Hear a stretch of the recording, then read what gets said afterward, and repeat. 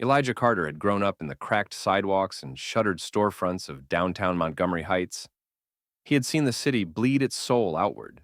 Small family shops replaced with empty glass boxes, transit dead zones, and public parks turned into underused lawns after dark. He left for graduate school on a scholarship in urban design, came back with technical know-how, community trust, and a plan that stitched equity, resilience, and economic opportunity together instead of treating them as separate silos. His downtown Renaissance framework was not a flashy tower scheme. It started with real data, vacancy rates in historic buildings, pedestrian circulation patterns, the ratio of car trips to foot trips, inequities in housing cost burdens, stormwater overflow maps, and the latent demand from underserved entrepreneurs.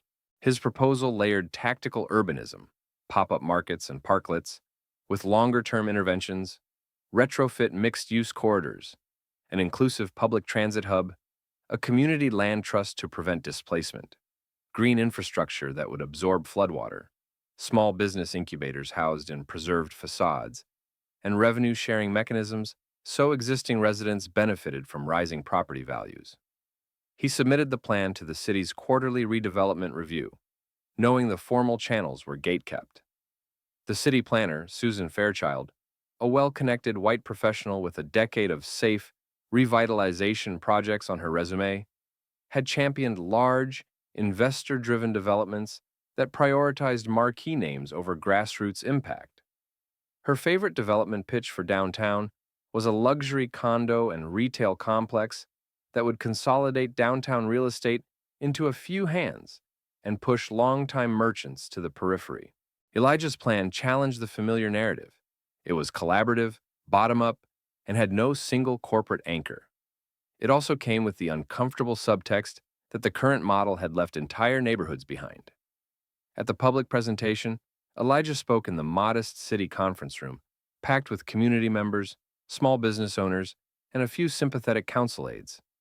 He detailed the numbers, showed scenarios of what would happen if nothing changed, and more importantly, what would happen if downtown was reimagined as a place that rooted rather than displaced. Susan listened from the head table, her expression polite but unreadable. When the floor opened, she cut in, not with questions about feasibility, but about how you plan to finance this without compromising the city's brand, implying the plan was too diffuse, too messy, too unproven. The review committee labeled it interesting but premature, and Susan's allies quietly circulated memos describing it as a community pet project that lacked the polish of the standardized proposals they were used to. Elijah was given a perfunctory suggestion to refine the metrics and told to come back when the plan had more institutional buy-in. Institutional buy-in, he understood, meant passing through the filters of the same networks that had produced downtown's neglect. He left the meeting with the plan untouched and the bruise of being discounted, not because it failed on substance, but because the messenger did not fit the preconceptions of where power and legitimacy came from. Refusal only sharpened Elijah's method. He did not retreat to complaints. He went to work where the effects of stagnation were tangible. Without official sanction, he began a series of guerrilla demonstrations to test parts of his framework on the ground. He co-organized with a small group of local entrepreneurs a weekend downtown comeback market in an empty lot. Rebuilt shipping pallets became vendor tables, local artists painted murals symbolizing what community could look like, and mobile food vendors fed people while he collected real-time foot traffic counts. He collaborated with Professor Ana Reyes from the State University's Urban Studies Department, who lent students to help gather data, before-after surveys on pedestrian counts, microeconomic impacts from sales, and informal interviews with residents about perceived safety and belonging. He partnered with Julian Brooks, a retired civil engineer who had once worked on Susan's earlier projects, but had grown skeptical of their top-down displacement logic, to model the stormwater retention benefits of his proposed green corridors.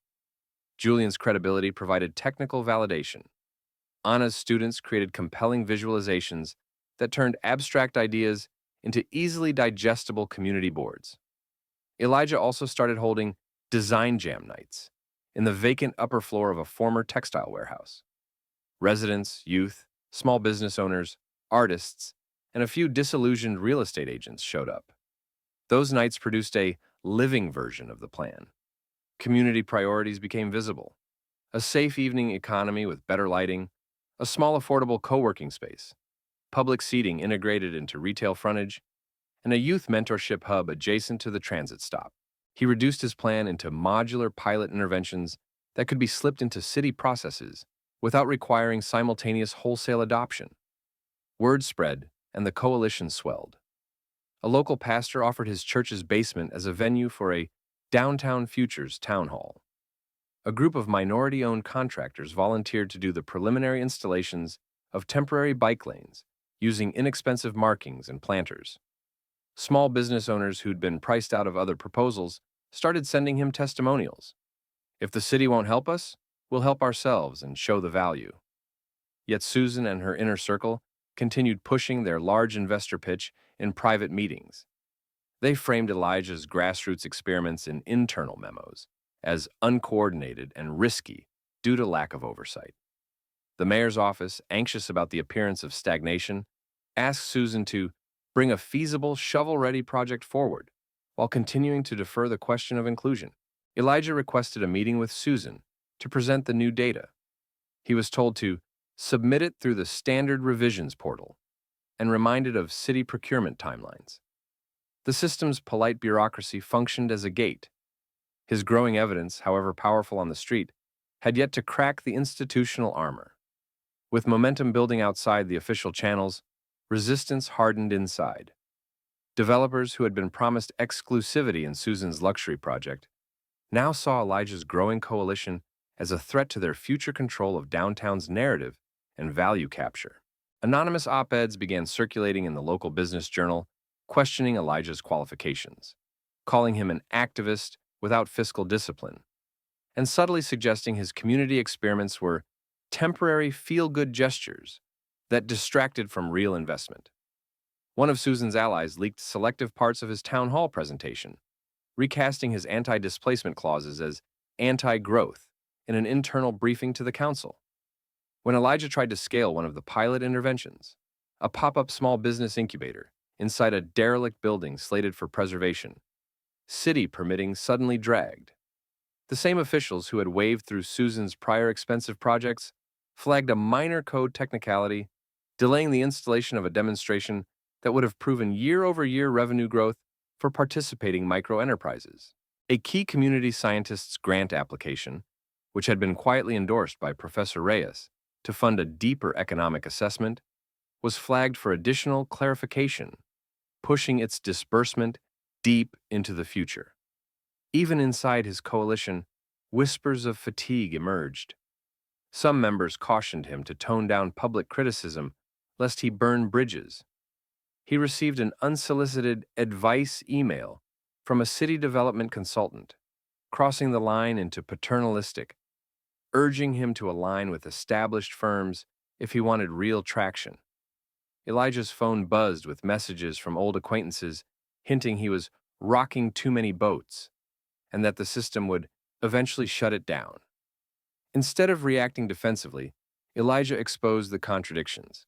He publicly released a comparative analysis showing the long-term carrying costs of Susan's luxury corridor, displacement, increased infrastructure maintenance for a narrow tax base, and underutilized ground floor spaces, versus his distributed revitalization scenario, which leveraged existing assets and built inclusive value.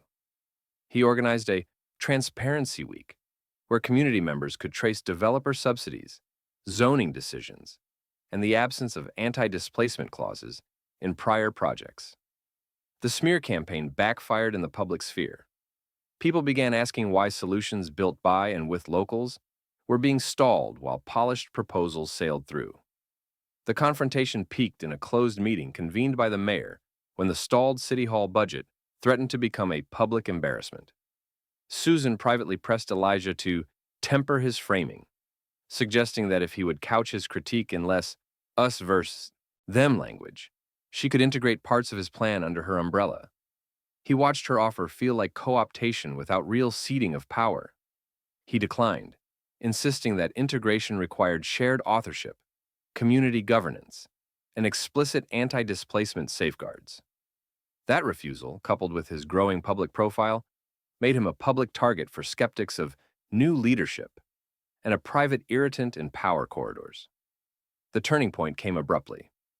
A summer storm, one the city's aging infrastructure had been ill-prepared to handle, hit downtown. Streets flooded, small businesses lost inventory, historic basements filled with water, and electrical outages plunged parts of the city into darkness for days. The luxury corridor plan, with its emphasis on glazed facade showpieces and centralized amenities, had no adaptive capacity built in. Its design relied on conventional hard drains that overflowed into newly renovated storefronts. The city's emergency response matched its standard playbook: sandbagging, temporary closures, and talk of external resilience funds months down the line. Elijah's pilots, by contrast, included the green infrastructure he'd been championing. Temporary rain gardens and bioswales installed in his demonstration corridors had absorbed a significant fraction of the surge, preventing water from cascading into adjacent businesses. The modular flood barriers his coalition had prototyped protected key small business entrances. Foot traffic, which had vanished in the luxury development's zones, re-emerged in Elijah's connected blocks as residents flocked to the safer, drier corridors. The local food market he'd helped relaunch pivoted into a volunteer relief center, its flexible layout absorbing the crisis, while serving the basic needs of displaced merchants. Television crews that had previously been rebuffed now showed up, capturing footage of neighborhood residents leaning into the pilot zones with a mix of pride and imperviousness. Susan, watching the story unfold on live news and seeing the mayor's office receive urgent calls from affected constituents, was forced to reassess. Her own favored plan was now publicly vulnerable, its lack of adaptability on full display. The mayor convened an emergency panel, and under popular pressure, called Elijah in not as an outsider, but as a necessary advisor. The public narrative shifted. The question became less about whether his plan was feasible, and more about why the city had taken so long to listen. Elijah didn't ask for credit. He framed his input around immediate triage, extending his coalition's temporary interventions deeper, coordinating with emergency services to turn his market into a trusted distribution hub, and mobilizing his grassroots network to collect real-time post-storm data. The crisis made his earlier warnings tangible. Data from the storm showed that the areas where his green infrastructure was installed had 60% less water intrusion, and small businesses there reported losing half the inventory damage of those in the blueprint luxury corridor. The mayor, squeezed between political fallout and a need for public confidence, publicly invited Elijah to co-chair a downtown recovery task force with Susan. The offer, meant to control the narrative, became the opening Elijah needed to insist on shared governance. With the immediate crisis cooling, the city formally embraced a hybridized version of Elijah's framework. The compromise, initially framed as a pilot expansion under the City Renaissance Initiative, included structural changes he'd long demanded: creation of a community land trust to secure affordable commercial and residential storefronts, community oversight seats with veto power on design decisions, binding community benefits agreements with incoming development partners, and a commitment to retrofit rather than demolish historic structures. Elijah became the public face of the implementation, leading a series of inclusive design workshops. He convened corner councils where local residents, small business owners, youth representatives, climate scientists, and artists co-created detailed design elements: how to configure open plazas to support weekend markets, where to place solar-powered lighting for safe evenings, what language and symbols the public art should incorporate to reflect multicultural heritage, and how to structure microloan programs for first-generation entrepreneurs. Susan, now publicly associated with the initiative, had to shift from positional control to collaborative facilitation, an awkward transition that exposed her earlier tendency to sideline participatory input. The first major tangible project was the Main Street Collective, the adaptive reuse of a decayed block into a mixed-use space with affordable retail incubators above and public green space below. The street was narrowed to slow traffic, Raised crosswalks were installed for accessibility, and permeable paving reduced runoff. The old courthouse was resurrected into a civic entrepreneurship center with co-working spots subsidized through the land trust. Transit connectivity was improved with a new low-cost shuttle that linked peripheral neighborhoods to downtown, prioritized in Elijah's plan so that historically isolated residents could access jobs without expensive commutes. Resistance persisted. Some of the original developers grumbled about their expected profit margins shrinking. Susan's old allies attempted to rebrand some of Elijah's language as market-friendly. Elijah negotiated fiercely, using the transparency mechanisms they had codified. Developers who wanted to build had to commit to hiring pipeline workers from the community, contribute to a shared infrastructure fund, and accept independent audits of displacement risks. Where friction threatened progress, Elijah amplified early wins. The Small Business Incubator's third cohort saw a 120% aggregate revenue increase. The new transit shuttle cut average commute times by 30% for Southside residents. Downtown's transformation did not happen overnight, but within 18 months, the change was visible in tangible metrics and lived experience. Vacancy rates dropped, not because expensive external brands moved in, but because local enterprises expanded. A barbershop became a co-owned cultural hub. A vacant warehouse turned into a creative studio incubating multimedia startups. And the green corridors became weekend gathering places where children played while elders sat on inclusive seating designs they'd approved. Crime statistics dipped in areas with increased economic engagement and public visibility. A newly commissioned environmental report showed improved air quality in the corridors, where tree canopy, green walls, and reduced idling traffic had been implemented. Elijah received invitations, a Civic Innovation Award from the Regional Planning Association, a speaking slot at the university, and thoughtful profiles in local media. Yet the old tension surfaced again. Susan, whose public image had been partially repaired by aligning with the successful revitalization, began to subtly foreground her early support in speeches, quietly suggesting her strategic leadership had enabled Elijah's community ideas to scale.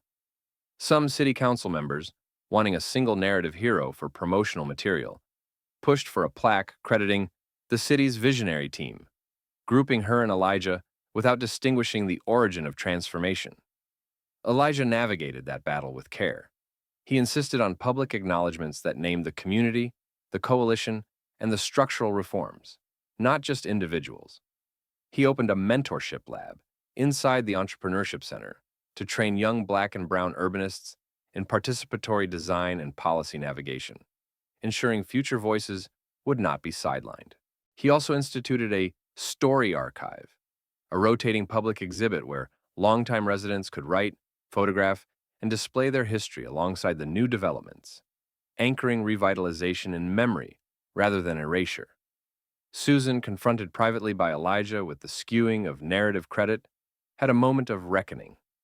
The earlier defensiveness gave way to an uneasy dialogue. In a public forum, she offered a measured acknowledgement.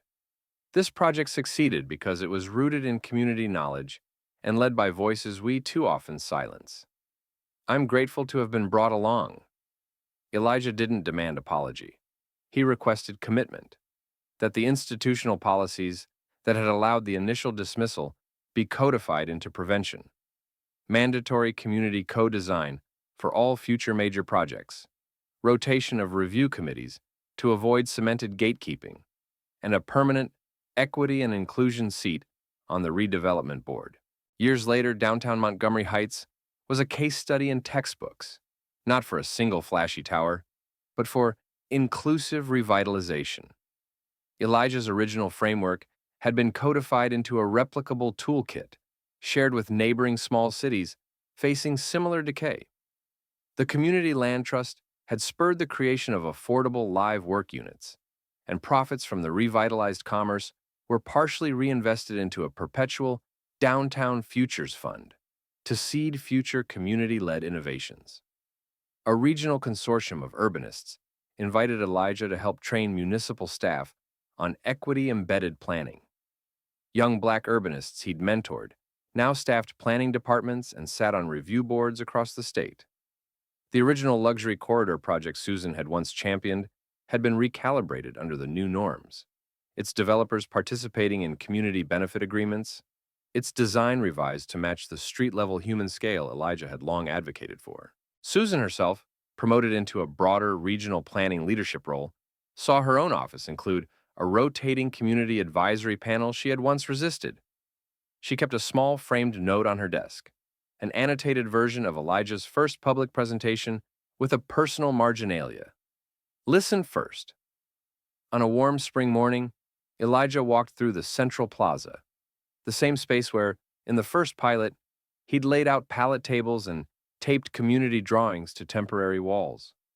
Children chased each other around artful stormwater basins, a Sunday market was spilling into adjoining streets, and older residents sipped tea at a bench inscribed with the names of the original coalition members. He stopped at a low wall where a bronze plaque read, "Revitalization by, for, and with the people. Downtown Renaissance Framework, 2025 below," in smaller type added later. It read, "Conceived by Elijah Carter and the Coalition of Montgomery Heights." He smiled, watching a young woman he'd mentored coach a group of college interns on participatory mapping.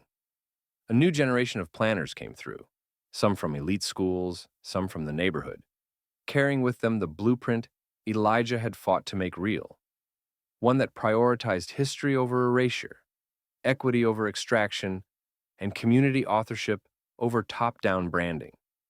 The downtown that had once been written off as a lost core now pulsed with multiple, overlapping futures, each one rooted in the fact that a Black urbanist had been ignored, persisted, and ultimately rewrote what redevelopment could mean.